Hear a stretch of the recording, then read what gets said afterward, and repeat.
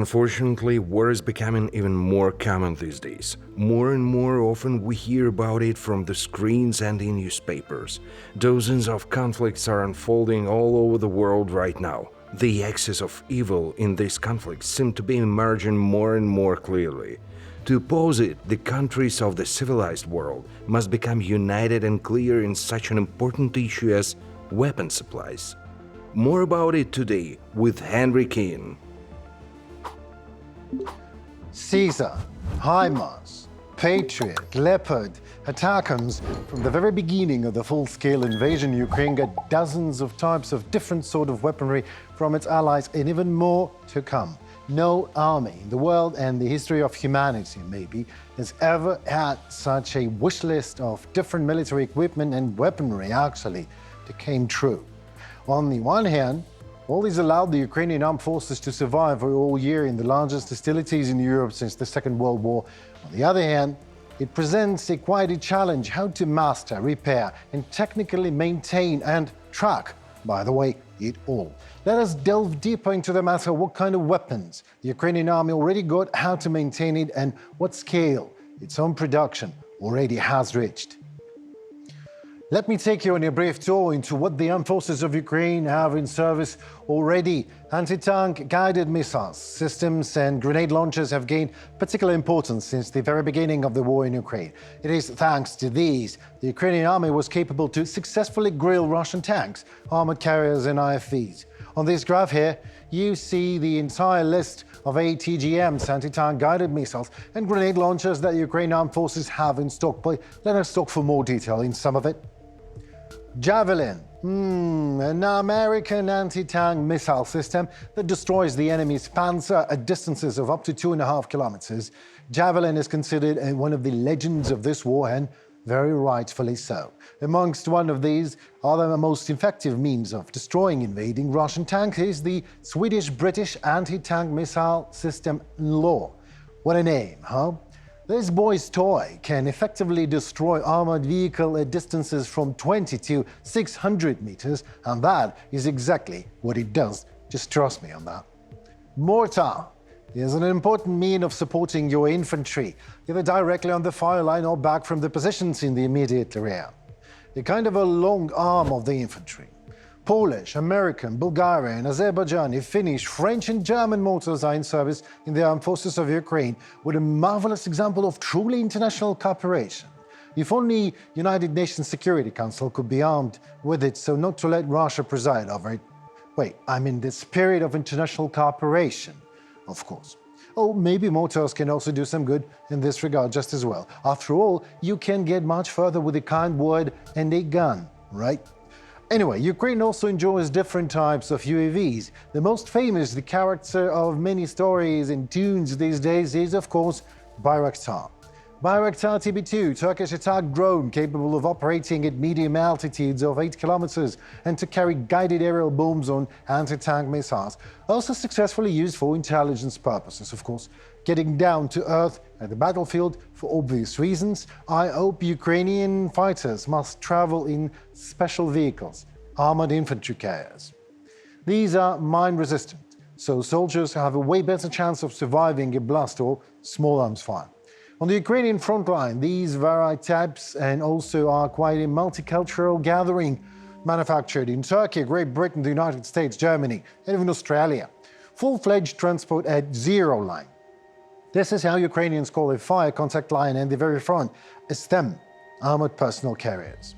Armored enough to move infantry under fire, transport wounded and support the infantry with machine gun fire or automatic cannon or grenade launcher. Gods of war uber of a sort. The Ukrainian army also uses Soviet-wheeled armored personnel carriers. However, with the beginning of a full-scale invasion, the capabilities of the Ukrainian defense forces have been significantly strengthened with Western items of these. Talking about the American track transporter M113 and many other carriers from many countries, these are tracked and 4- and 6-wheeled even. IFVs of infantry fighting vehicles. These are designed to attack. The Ukrainian army uses infantry fighting vehicles from Western partners, American Bradley, to be precise. These a primary infantry support combat vehicle in the United States Army. Germany also has sent to Ukrainians a Bradley's European counterpart, Marder. This summer, the armed forces of Ukraine also received the latest CV-90 BMPs from Swedes. These beasts can work at night. It is invisible for thermal imager, it is quiet and has a high level of protection, a true predator. As the Ukrainian military puts it, if you compare the Soviet BMP and Swedish CV-90, then it is like any Soviet car you compare to a latest Mercedes-AMG off-roader. And now the keys to the castle of war, tanks. At first, the Ukrainians used old Soviet panzers, while Kiev has been repeatedly and for a very, very long time pointing out to its Western partners that modern Western battle panzers are crucial in the battlefield, unless Western partners do not want to see them Russian tanks next door anytime soon, of course. After months of negotiations, at last, the armed forces of Ukraine has got what it needed, NATO standard war panzers. Ukraine has been craving for Leopard 2 battle tanks for longest time. This is one of the most massively used tanks in the armies of NATO countries. It is equipped with a powerful cannon that is capable of reaching the target on the move at distances of up to 5 kilometers. Ukraine received both modifications, older, simpler one Leopard 1 and second generation of more modern Leopard 2. The most common tank in the US Army is the Abrams Panzer. It is quite similar to Leopard but has a more advanced fire control system as well as better armor. Ukraine also got a Challenger 2. This is a British tank of primary use for the British Armed Forces. It has same cannon and machine guns as the Leopard and Abrams but has a very special armor. You know, those Brits. I would also like to stop by and talk for more about the probably most powerful on-ground weapon with a, without any exaggeration, great destructive effects: the systems of jet salvo fire. For example, American HIMARS, that has already become legendary in gentle Ukrainian hands. Same steadily, HIMARS is effectively destroying Russian warehouses, packs of armored vehicles and personnel, communications echelons of any sort, as well as the myth of Russian army superiority. These American war machine fighting on Ukrainian side has already significantly complicated logistics for the Russians, destroyed dozens of artillery depots and water crossings, such as the Antonov Bridge, for example. Oh, and HIMARS can use ATACMS ammunition, which is important. These missiles are already in service with the Ukrainian Defense Forces. Drones are the eyes of the war, no less. These modern birdies became a real know-how of the Russian-Ukrainian war, especially ordinary Mavic drones, which were made to forget shooting weddings and city birds views panoramas and start shooting enemies and doing night reconnaissance. At first, Ukrainians and volunteers used to be buying so-called usual wedding drones and just send them to the front line. The need for these has, in a literal sense of a term, has skyrocketed, since drones, once spotted, are an easy prey for the enemy and are consumed quickly. Of course, Ukrainians began strengthening their army with drones at the state level just as well. The Ukrainian Ministry of Digital Transformation has created so-called an army of drones. UAVs are purchased in large quantities by state and sent right to the very front line. Such a demand provoked a real technological revolution, no less, on the Ukrainian UAV production market. Over the past year only, the production of drones has increased 100-fold. More than 200 Ukrainian companies have started producing drones. Brands like Cobra, Falcon, Stork now protect Ukrainian lands from the skies. We do not know, and even if we do, we wouldn't disclose it, the tech details of these drones, as it is a military and a state secret. However, what can be told, and experts openly admit that Ukrainian drone tech already can be considered amongst one of the best in the world, since they are immediately tested on the battlefield in a real combat, while Ukrainian engineers are instantly receiving direct data feedback and are able to swiftly amend the tech to adapt it to the combat needs and changes right on the go. Ukrainian soldiers, of course, also use Western tech. We more or less talked about land and some air. Now let's go higher, to the very heavens. The Ukrainian military command has repeatedly stressed to Western partners and allies, so for the counter-offensives of the armed forces of Ukraine to be successful and suffer minimal losses, it has to have a sky support. I'm not talking now about heavenly support of the righteous cause of defending their own sovereignty and lives, no. something more human-made and more pragmatic thought. Ukraine is waiting for the F-16s. You don't have to be no military expert to grasp the obvious. If American fighter jet would already be patrolling Ukrainian skies, the maps of the war today would look different, no doubt. As usual, when it comes to balls and decisions, Western partners of Ukraine hesitated for a long time on transfer of F-16s to the armed forces of Ukraine. As of now, this decision has finally been made, but first, the Ukrainian fighters have to undergo long training, of course. Pilots are trained in several European countries. Ukrainian pilots will soon move from simulators to real aircrafts. So for the Ukrainian armed forces to receive F-16 fighters, it is necessary not only to train the pilots them, but also to have a maintenance infrastructure, of course. As per the Minister of Foreign Affairs of Ukraine, Dmytro Kuleba, the optimistic deadline for the F-16 fighter jets arriving in Ukraine is the first half of 2024. Also, the Swedish government is now actively discussing the transfer of Gripen fighter jets to Ukraine. Politico talks about that. These aircraft can significantly help Ukraine to control its airspace. Gripen are considered relatively cheap and easy to maintain. They can take off from short and narrow runways and from improvised lanes on straight sections of highways, which is a huge plus. Still, when and if Sweden makes such a decision, the Gripen will appear in service with armed forces of Ukraine at least a year later. Again, the pilots will have to undergo special training. Air Force. What is the role in modern warfare? Reconnaissance. Aviation provides valuable intelligence by conducting aerial reconnaissance, gathering information about enemy positions, movements, and terrain. This information is crucial for strategic decision-making and planning. Air superiority, control of the airspace is essential for the success of ground and naval operations. Fighter aircraft engage in air-to-air combat to establish air superiority, protecting friendly forces and assets while denying the same to the enemy. Tactical ground support, aircraft, such as attack helicopters and close air support planes, assist ground forces by delivering precision strikes on enemy positions, providing cover, and disrupting enemy movements. Logistics and transport planes and helicopters facilitate the rapid deployment of troops, equipment, and supplies to various theaters of operation. They also support medical evacuations and cargo transport. You know, to be honest, I just love these voices from mainly Russian, to be frank, sofas. The world should open its eyes. The weapons in Ukraine are stolen and sold on the black market. Well, I have a question.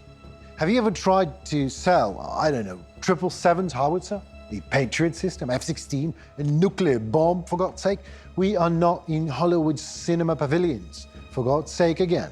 Maybe you know someone who can just dial the number in their smartphone titled as John Weapons, Black Market, and are like, hey John, just get a couple of them ATACMS here, fresh from Ukraine for you. Yeah, pink metallic, just as your wife wanted. Well, I hate to break it to you like that, but it simply does not work like that. To make sure that I repeat, all the weaponry provided by Ukrainian partners are used only for their intended purpose, the Pentagon, who could ever think, right, has a special department and a team to track and monitor each and every piece of heavy military equipment. Military inspectors at the US Embassy in Ukraine are deployed on the ground. The US State Department has already stated that the weapons that Ukraine receives for the US to counter Russian aggression are used properly, because Americans know exactly where each piece is located. And so far, no cases of them falling into wrong hands have been found. And that monitoring of equipment has been carried out since the first days of the war, of course.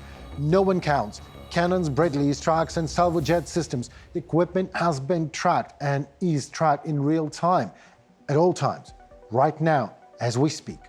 In July 2022, the Verkhovna Rada of Ukraine has initiated a temporary special commission, which task is to monitor the receipt and use of material and technical assistance. Half a year later, the United States of America created a similar commission.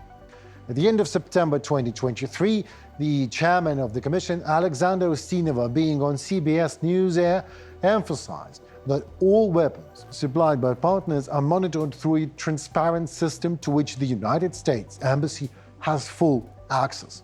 Allies also can visit warehouses at any time and check the stock of weapons and equipment for availability. As hard as it can be to believe for someone, that is exactly what's going on. The United States regularly conducts on-site inspections to monitor military assistance stock and condition. There were no complaints so far whatsoever from partners regarding the accounting of weapons, the Ministry of Defense of Ukraine says. As a resume, strict weaponry control exists and works and will continue to be ensured by the new Ministry of Defense and its Minister Rustem Umerov. President Vladimir Zelensky assures international partners of that. As for control over weapons from partners, the control will be provided by the new leadership of the Minister of Defense. It received such a task. There will be control and society will see it. Control will be provided by the Minister of Defense together with the Minister of Digitalization. Am I afraid that support will fall? There are risks? Absolutely, for all the reasons. But these are risks not only for Ukraine. Why? Because at the beginning of the war we didn't have much help in such an amount as it later left the world, when we all managed to unite. There was no such volume before. At the beginning of the war I remember how it was. It was a great tragedy. So this is a risk not only for Ukraine, because if Ukraine is not helped, Russia will gain strength in some time, in a year, 2, 3. The war will not end then. We will not have power, and it will return to destroy all of Ukraine and move on. And then there will be countries of the European Union and NATO. They are interested in permanent destabilization. They are very interested in this. I think that what is happening in the world is not accidental. Today they are interested in reducing aid to Ukraine, and they are doing various things, even tragic things, even on other continents, in other parts of the world, in order to reduce attention to Ukraine, aid for Ukraine. Therefore, reducing this risk is for everyone, not only for Ukraine. I believe that Ukraine has passed the greatest risks of complete destruction. Therefore, we only have joint risks. This is whether Europe will remain united, the European Union united, the united powerful alliance NATO, or whether the Third World War will not break out. Watch this! Let's discuss the matter with our guest in our studio. I know it's hard to believe, but someone is with us tonight at this very studio who believes that freedom is the core value of every human being. His time is very expensive. He has a lot of friends in the world, so let's not keep him waiting. Stephen Moore, Freedom for Ukraine, Freedom Project founder. Watch this!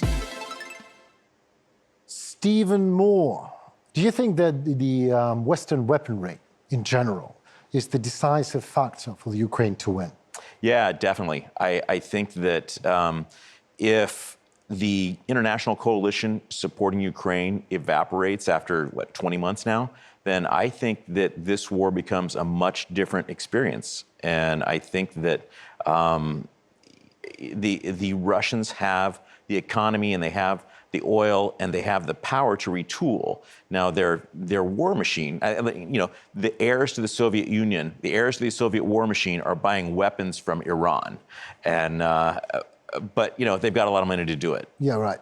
So evaporate, the international help, the United States help evaporate. Can that happen? Yeah, yesterday was not a banner day for Ukraine in the US Congress. So Mike Johnson, by all accounts, is a good man and well regarded by his peers. However, on the issue of Ukraine, he has voted against aid to Ukraine 9 times, which is every possible time that you could vote against Ukraine. Why? There's 55 or so members of the U.S. House of Representatives, Republicans, who are against aid to Ukraine, and they've been solidly against the aid to Ukraine every time. He's one of them. Yeah, well, what is the reason? Good question. Part of the reason is that conservatives in America are not getting good information about what's happening in Ukraine. Some of the previously solid conservative icons, conservative sources of information, are not giving good information about what's happening here. And Tucker Carlson's a prime example. And you know, he is making up fiction and telling it to the American people. Nothing new, isn't it? You know, I actually worked with Tucker on a project, oh gosh, like 2010, so it was a long time ago. He had just opened the Daily Caller, his newspaper. At that time, the Daily Caller was covering things that were not being covered elsewhere. And so at that point, it was a real welcome addition to the media ecosphere. And so I helped him. I helped him on Capitol Hill. I got together a bunch of chiefs of staff. I was a chief of staff at the time, and I helped him promote the Daily Caller on Capitol Hill. And at that time, he was doing good work. Now, he has decided to play fast and loose with the truth. And particularly in he said that the Zelensky government is persecuting Christians, which is the furthest thing from the truth. What's happening is that Protestant Christians are being persecuted and tortured by the Russians in the occupied areas. So it's really unfortunate that he would choose to endanger the lives of Ukrainian believers with the nonsense that he's telling people. Well, now Zelensky is Jewish, so now Jews are persecuting Christians. That's the other, another thing to discuss. Yeah. The history is going backwards then. And well, help me to understand. Ukraine wins or Russia loses for the United States of America. Is one and the same, or those are two different things? That's a good question. I'll tell you what. I have a friend, you know him, Yuri, the Supreme Court Justice. Yeah. Yuri's an extremely bright man. And he said to me, you know, I understand Trump's position. I don't agree with it, but I understand it. And I understand a position of giving us, the Ukrainians, all the weapons that we need to win.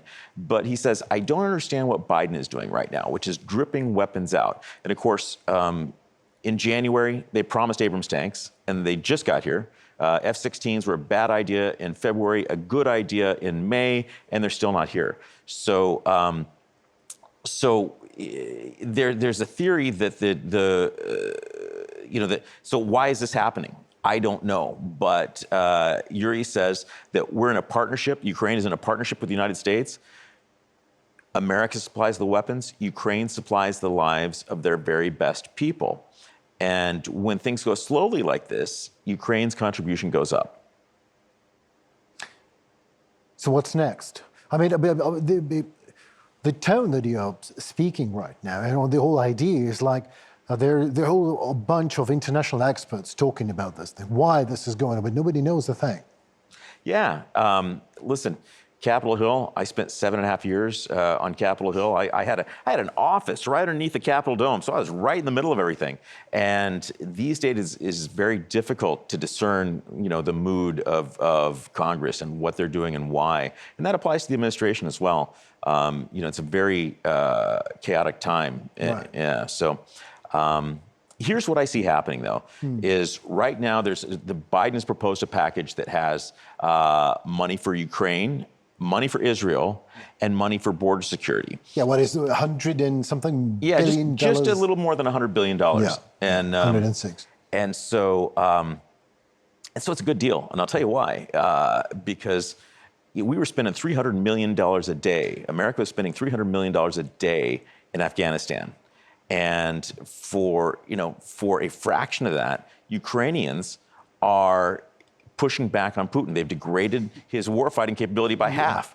And not one American soldier has had to lose his life. Absolutely.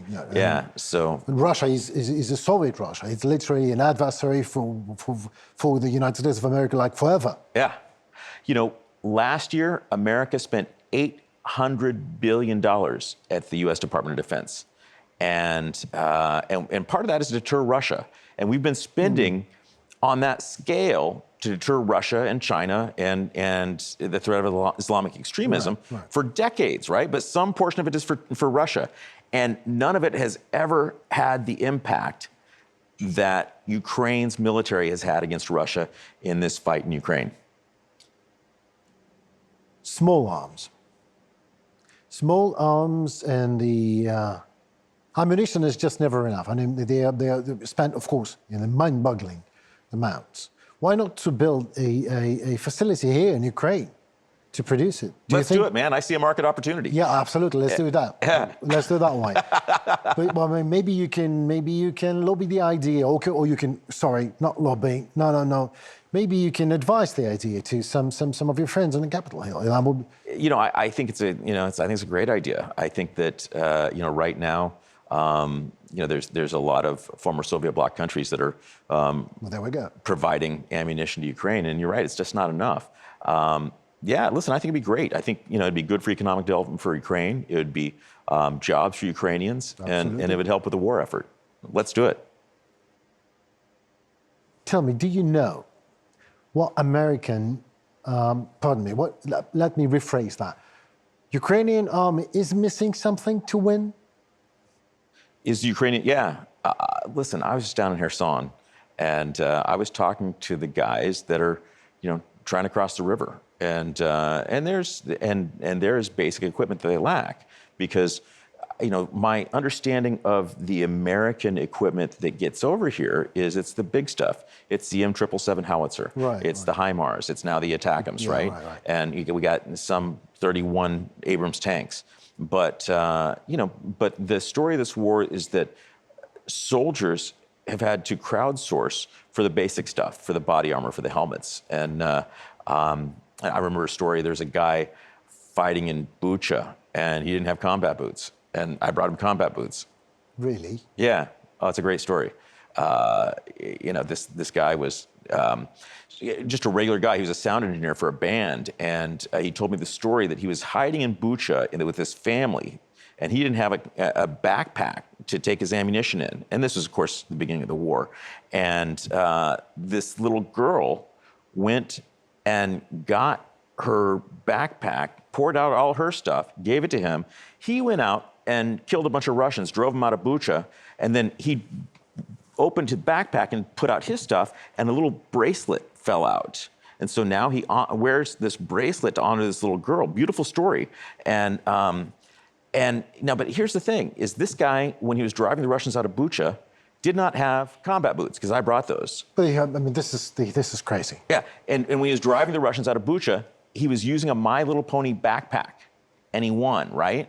And so that's the spirit, the determination, the courage of the Ukrainians in this war. So maybe the international community is not interested for Ukraine to win swiftly.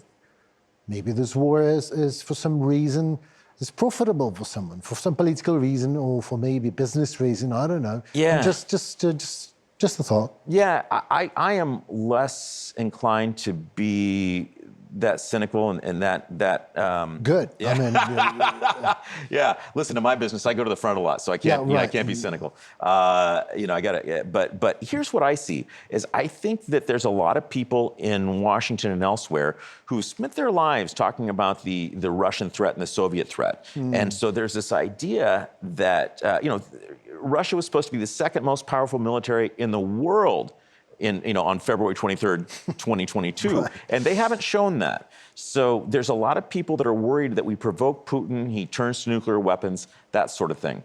And I think that is what is stalling the flow of weapons, is this admiration, unfounded admiration for Putin and the Russian military. And, in my view, Putin depends on China. China has said, hey, look, Vlad, no nukes. Yeah, exactly. Well, China said no nukes. Do you think that Vladimir Putin would not go nuclear? Yeah, well, because it's one thing to be a pariah by the West, right? And there'd be severe and horrible repercussions for him if that happened. But if you cut off China, if China says don't do this, look, China doesn't want nuclear weapons on its border, right? I hope so. Yeah. So I think that if you alienate the West and you alienate China, who do you got left? Iran. Not enough. No. The president of Ukraine, Volodymyr Zelensky, constantly emphasizes that Ukraine needs more weapons, that the long-anticipated counteroffensive is not going as fast as expected because of the delay in supplies. Well, my dear friend, last time I talked to him, Cormac Smith, former special advisor to the foreign minister of Ukraine, he's very sure that these delays are sent, I quote, from Russia with love. This is so-called delayers, the people who deliberately delay things. Do you think this is the case? You know, I used to call Russian propaganda conspiracy theories. Now I don't, after being in Ukraine, because you can see it. I have friends, obviously, that are fluent in Russian. They point out to me Russian propaganda on Russian TV channels, and I can see that echoed in the U.S. media. So I don't disagree with anything like that. That being said, there needs to be something happening because, again, tanks were promised in January. They got here a couple of weeks ago. That's like 10 months. And so what is the job of the U.S. Department of Defense if not to get weapons to a war zone quickly? Okay, I take that as an answer. Thank you very much. But let me, if F-16s would be here like 6 months ago, do you think that will be a different situation we will be on? And the military map will be different, do you believe? Yeah, I am, I have never served in the military. I've been to 5 war zones as a civilian. But I talked to a lot of generals, and I actually had dinner last time I was in Washington, D.C. with General Breedlove, who used to be the Supreme Commander for Europe. And he said, if you're a NATO commander, and you were to undertake the kind of counteroffensive that Ukraine has undertaken, you would want air superiority, artillery superiority, and numbers superiority, or at least one. Right, at least. And Ukraine has none of them. Exactly, that's what I meant, none of them. Yeah, so I think F-16s, according to what I hear from General Breedlove, would have made a difference. Yeah, I believe General Zaluzhny would agree. To what extent do you think the Russian Air Force, the Russian Federation exceeds Ukrainians? Say that again? The Air Force of Ukraine. And if you compare the Air Force of Ukraine and Air Force of Russia. I like Ukrainian drones. Oh yeah.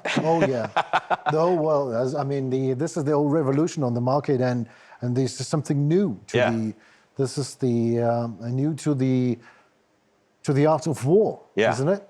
Yeah, I think that Ukraine and the sophistication, the intelligence, and the ingenuity of Ukrainians has forever changed the face of warfare. Yes. And generals in other battles are going to be looking at what happened here for insight into how to conduct their wars. And so the Ukrainian drone offensive has been amazing.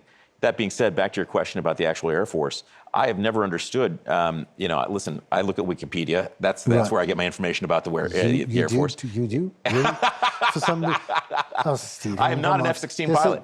I thought you had an office in Capital. And now you're looking at Wikipedia. Jesus Christ. General Breedlove was not an Air Force guy. So, no, was not. Yeah. So, but.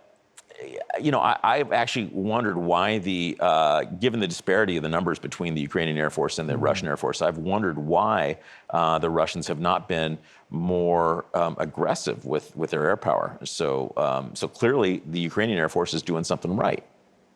Clearly. Well, absolutely. All right,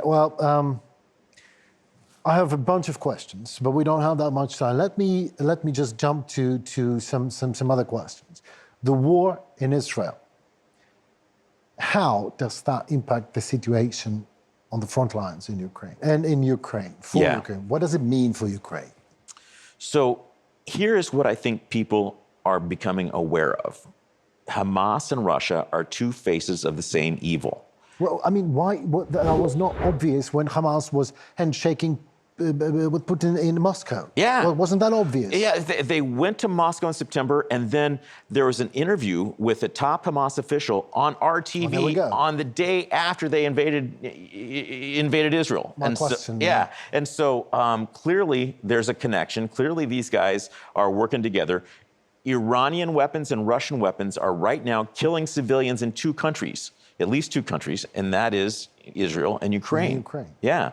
So I've been really amazed by the Ukrainian people. The Israeli flag for the week after the attack was all over Kyiv. All over Kyiv. Yeah, and so the capacity of the Ukrainians after 20 months of war to be generous and compassionate with the Israelis was really impressive. well, you can't, I believe you can't even survive otherwise. Yeah. Because you still have to have some empathy, you still have to remain human, even if the inhumane environment is around you. Let me tell you what I think is going to happen with Ukraine aid in the United States Congress. So, so I mentioned earlier that the new Speaker of the House has voted against Ukraine at every opportunity. But Mr. Mike Johnson. yeah, and so what I think is going to happen is they're going to be. So the interesting thing about Ukraine aid is that there's 50 some very conservative members of the House of Representatives on the Republican side that are against it. On the other hand, you saw 55 Democrats, like the day after the Hamas invasion of Israel, write a letter to Biden urging him to urge the Israelis for restraint. And so, so what you're seeing now is you got the far left and the far right, and they are going to have to each swallow a bitter pill to get the sugar. Right, yeah. The far left and the left wants aid to Ukraine, and the far right wants aid to, and the right wants aid to Israel. And so I think you put that in there with some border security, which is a major factor for Americans in general. And I think you're going to see this package. Now, when the package happens, hard to say, because typically difficult bills like this are pushed up against the end of the year. Because everyone kicks the can down the road. Yeah, but this is because something has to do with the election. No? Just well, asking. it's just, at the end of the year, what happens is they don't want to deal with spending bills. They go to the end of the year, and Christmas becomes a forcing function. And then the spouses and the children of members of Congress at that point will become passionate advocates for aid to Ukraine, because they'll be like, Mommy, Daddy, just vote for the bill. Come home. And so, so I think there's a good chance that this will go up against the end of the year. There's also a forcing function on the November 17th, which is when the U.S. government runs out of money because of the inability of Congress to pass spending bills. So I think we can ask Ukrainian children to ask American children to ask American parents for aid for Ukraine, to help Ukraine win. Maybe as a Christmas gift? I like it. I like it. You're thinking outside the box. Yeah. Yeah. Talking about the drones? Yeah. After the war, Ukraine wins. Do you believe the Ukrainian drones can be used in a civilian society as some? Do you think that this war will put an end to the all warfare in the world for some time? Look, at least this war, the Ukraine war. Yeah. I'm going to say something that's out on a limb. Is that I think we're in World War III, and the people that are doing the most activity on it are adversaries. I think that the world gets worse before it gets better. I think that the U.S. Congress authorized a commission to look at the status of our armed forces, and this came out last week. And with all the other excitement, it was kind of it was an under the radar story. But they're predicting between 2027 and 2035 that there will be a major conflict in the world. And I think what we're seeing here, what we're seeing in Israel, I think that with the coalition, Congress has been really concerned about are the Europeans doing enough? Is the coalition supporting Ukraine, putting in as much as America is? And I think they're focusing on the wrong coalition, because the coalition of terrible people in the world is Russia, China, North Korea, and Iran, and a few other kind of hangers-on. And so, that's the coalition that's taking action right now. And the world is not a stable place, and it does not get better soon, is my prediction. Are Europeans doing enough? Listen, you can always make fun of France. And this is a good opportunity. Yeah, okay, well, maybe this is the time. Yeah. If you would be the president of the United States, what would you do? What would I do? America is in a great position right now because there's two armed forces that are willing to fight and die for their freedom and to keep world security, and that's the Ukrainians and the Israelis. All we have to do is send them weapons. So what I would do is I would make that case to Congress. I would get them the weapons they need quickly and end this quickly and be definitive about it. Because if you're not definitive, then it gets worse. And so if there was a definitive response by the Americans in getting the weapons here needed to win and the weapons to Israel for them to win, then people like Putin, people like Xi Jinping, and people like the mullahs running Iran, they respond to strength. They're not diplomats. Absolutely. So the thing to do is show overwhelming strength. And so that needs to happen. So the bad people are watching. Yeah. And right now, what Xi Jinping is seeing is he's seeing people who are not highly trained U.S. soldiers using America's secondhand weapons, because like the M777 howitzer, it was going out of service. Oh, yeah. And some of the other weapons were going out of service. So he's seeing people who are not highly trained U.S. military who are using America's secondhand weapons take out the second most powerful military in the world. Without any air superiority. Yeah. With no superiority at all. Again, on a shoestring. Yeah, and exactly, so, on a and so shoestring, he's that's saying, what happens if that's highly trained American military personnel with America's best weapons? And he's saying, Taiwan's not looking that good today. Now, conversely, if the coalition supporting Ukraine evaporates because America pulls out, or whatever might happen, then Xi Jinping says, "You mean all I've got to do is wait 20 months for people to forget about it after I invade Taiwan? I can make that deal." And so the world becomes less secure. Less secure. Absolutely. If the coalition supporting Ukraine evaporates, the world becomes less secure. Yeah. Well, I believe that too. What can we do about it in Ukraine? Well, I will tell you this, is that Razom for Ukraine, who you might know as a excellent humanitarian, human rights, and advocacy organization for Ukraine in the United States, they recently did a survey. And there's some really good news about that in the survey. And as we're well aware, the Republicans and to some degree evangelical Christians in the United States are against aid to Ukraine, but what that aid is not, that opposition is not deep.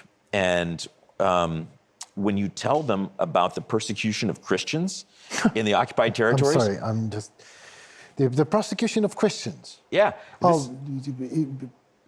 In occupied territories of Ukraine. Yeah. But there is the prosecution of all sorts of people, of Ukrainians. They were torturing with electricity. They were applying electricity to the genitals. They were abducting children. We're talking about that there is a problem when they're prosecuting Christians. Well, but here's what it is that right now Ukraine seems like someplace over there that I couldn't point to on a map prior to this. That is true. So when you say people like you are being tortured and being persecuted. Now they understand. Yeah, now it's like, oh, people like me? Okay, I get it. Because right now there's no connection. Right now there's no connection. And so what needs to happen is people of faith in Ukraine need to reach out to people of faith in the United States. Media should do that. We'd like to see that. And the media has a lot of stories to cover. And what I found happens with the media in the United States is that you've got two types of media. One is the media that echoes Russian propaganda, usually on the right.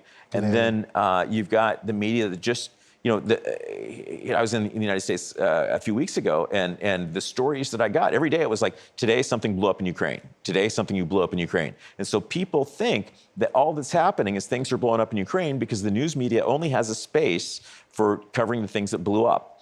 And so there's only 26% of Americans think that Ukraine is winning. And then, which is, if you look at it by any metric, it's obvious that Ukraine has driven the Russians out of most of their country. Ukraine. Enormous efforts. Yeah. Ukraine has a navy smaller than that of the almost landlocked desert country of Jordan, yet they've sunk 2 Russian flagships and a Kilo-class submarine and 20 other ships and blown up the Black Sea Fleet headquarters. So by any measure, Ukraine is winning. The heads of them. Yeah, and only 26% of Americans think that's true. Well, the rest, what are they thinking? Well, it's like 26% think Ukraine is winning, like 20% think Russia is winning, and then everyone else just doesn't know. Wow. Yeah. So I guess there's two things. One, making connections between Ukrainians with people like them in the United States. And I offer the example of Christians because I've seen it in the polling. Right. But also, and this is hard, but how do you get Americans to understand that their investment has been well placed? And that's by saying over and over again, Vladimir Putin's warfighting capability has been degraded by half.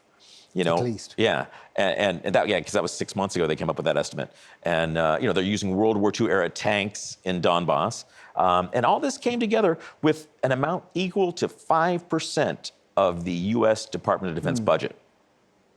Maybe Ukrainian media, what they should do, they should talk to BBC and to CBS and to arrange a telethon, or maybe to arrange some sort of a talk show that will air together, that will do the job of informing the Western world that considers itself a civilized world, that in Ukraine, what is going on, a fight for human rights right now. So the 26% of Americans that know that Ukraine is winning, and the 70% that doesn't know anything or doesn't care will finally make a difference. Maybe this is the good idea. Because, thank you, Stephen, for your passion, first of all. Hey. For your beautiful smile. No, hey, I mean, and for what you do, and for your empathy, and for your expertise. That's kind of you to say. Thank you. And you're investing that, I believe, very much in a very righteous cause. Freedom is one of my core values. I spent 3.5 years in Muslim countries after 2001 trying to help them figure out how to solve their problems using words rather than guns and bombs. As a result, I have the Arabic word for freedom tattooed on my calf. I think Vola is next.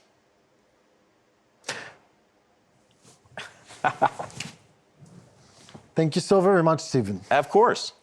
We have a guest joined, Oleksandr Musienko, head of the Center for Military Legal Studies. Am I right? Yes, you're right. Hello, Alexander. Stephen Moore is my dear friend, I hope. We have a couple of questions for you. I've asked these questions to Stephen. I have his answer. Now we would like to compare these answers, if you don't mind. Yeah, okay. Okay. Western weaponry, is that a decisive factor for the Ukrainian army to win, you think? Yes, I think that's one of the factors amongst those that we need, because first point that now we have a will for the fighting and continue fighting against this illegal Russian aggression against Ukraine. That's the first point, because we have this will, that's very important, the will of the whole nation, all people of Ukraine. Second point, we need to have for this instrumentals, of course. And the second point, of course, it's the weapons, of course, because that's our way to fighting and for our victory. Because we understand that we cannot afford to, to be in the competitions with Russians in the amount of population and people whom we can mobilize. But we can be very, and we can win if we will use all the power of Western weapons, efficiency of this weapon, and that can be a key point for us. So I think the 2 point, even 3 point, I can tell this is the third point, that it's very important unity of the all Western and all civilized world with Ukrainians. Right. That's also very important. So these 3 points, that's the key instrumentals to win, I presume. Well, if the world is with us, and we are 3 in the studio, I just proposed I had an idea why the world and we all together wouldn't build a big mill in Ukraine that produces arms, at least small arms, some weaponry. That would help the world. That would help the democracy that has to learn to fight for itself. Do you think, gentlemen? Yeah, I think it's a great idea. Hamas has a license from Russia to produce Kalashnikov rifles and ammunition in Gaza. How I do you? think, Yeah. I think, and more than that, I think that we are on the way to this because you Right. know that Ukrainian government working closely with our partners in this issue. And now during this period, during this week, we have a good example of this because we have the story of Rain Metal, which opened already and began from the repairing the armory weapons which Ukraine been supplying early, and also we expect that will be produced some parts of weapons. So and also.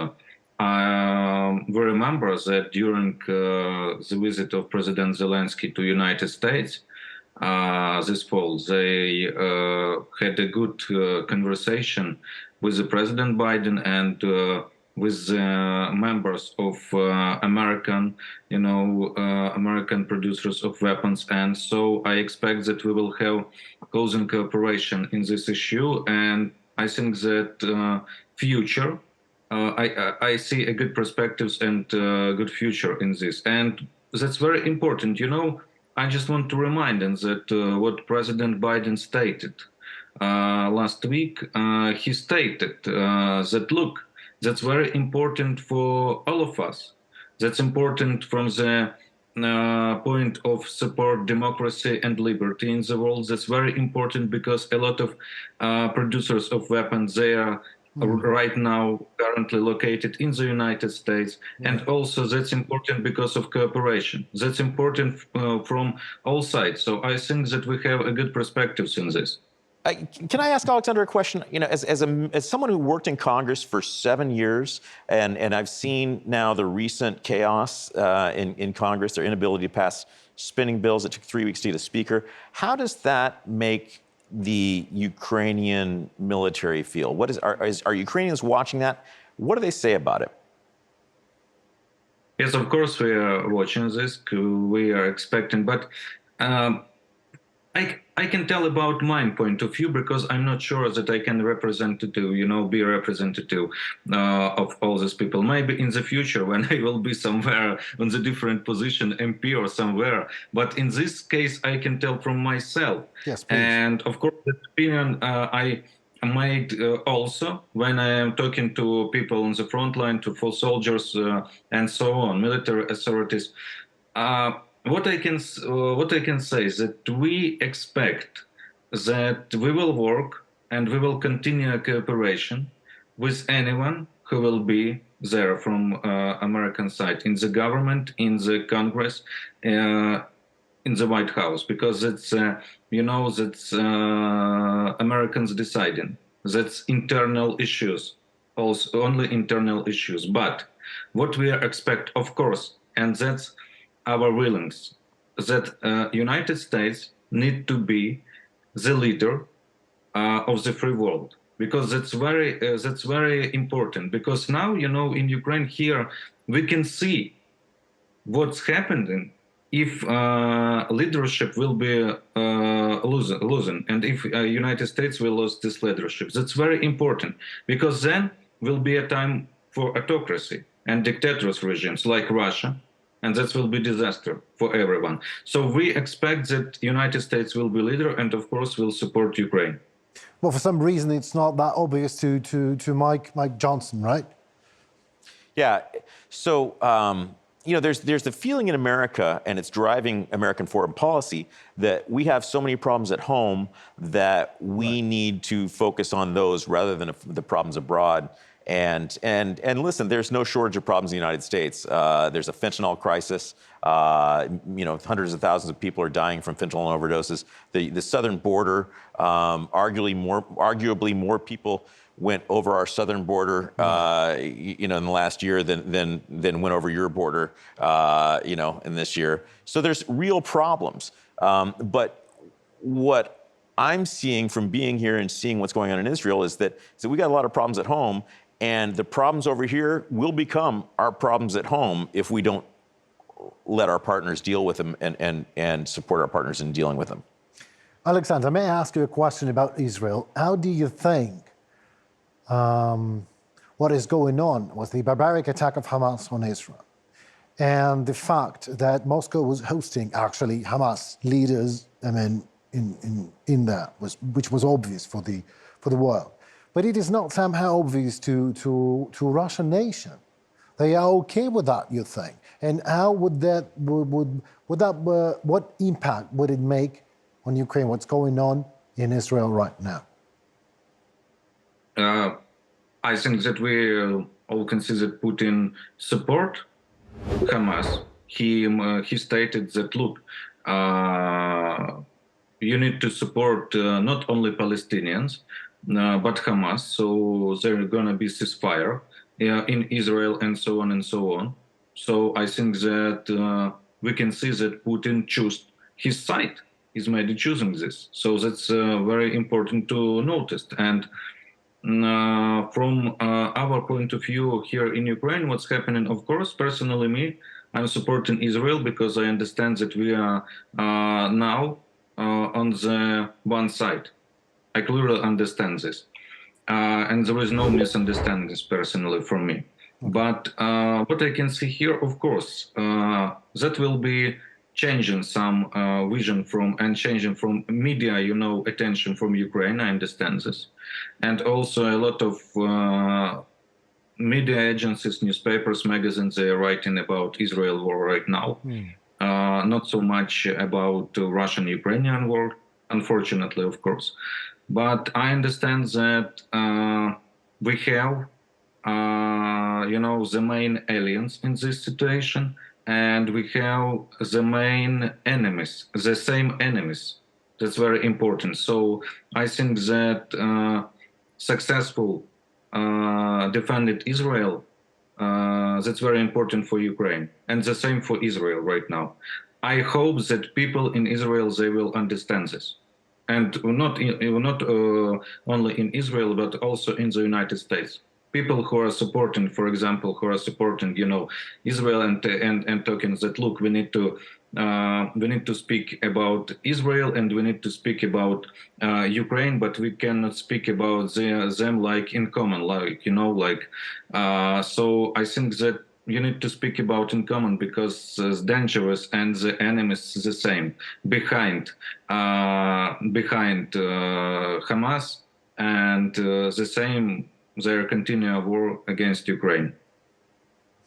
Oleksandr, we're sharing the same hopes. Thank you so very much for your time, and Thank you. hope to talk to you soon. Thank you. It was a lovely conversation. Thank you. Keep on.